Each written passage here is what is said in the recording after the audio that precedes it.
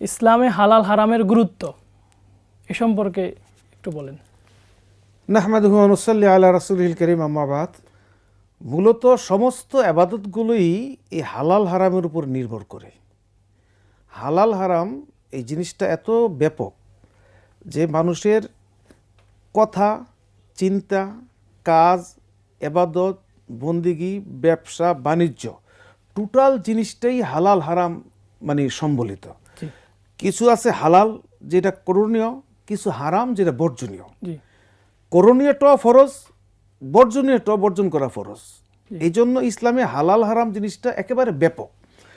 যেমন কেউ যদি কারো উপকার করার চিন্তা করে, এটা হচ্ছে আপনার সওয়াবের কাজ, হালাল।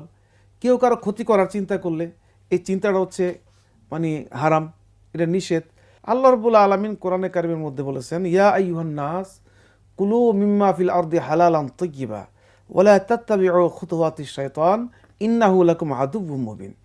হে মানব মণ্ডলী, তোমরা খাবার খাও যা খুশি, কিন্তু হালাল লাগবে, তৈয়ব লাগবে। আরেক আয়াতে আল্লাহ রাব্বুল আলামিন বলেছেন, ফাকুলু মিম্মা রাযাকাকুমুল্লাহু হালালান তাইয়্যিবা ওয়াশকুরু নি'মাতাল্লাহি ইন কুনতুম ইয়্যাহু তা'বুদুন। দেখেন কত বড় কথা।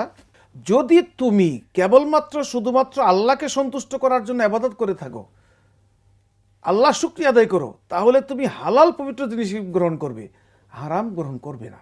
তাহলে হারামের প্রতি কত নিষেধাজ্ঞা দেওয়া হয়েছে। যদি আল্লাহর একনিষ্ঠ বান্দা হতে চাও, হালাল গ্রহণ করো, তাহলে হারাম গ্রহণ করার সুযোগ কখনো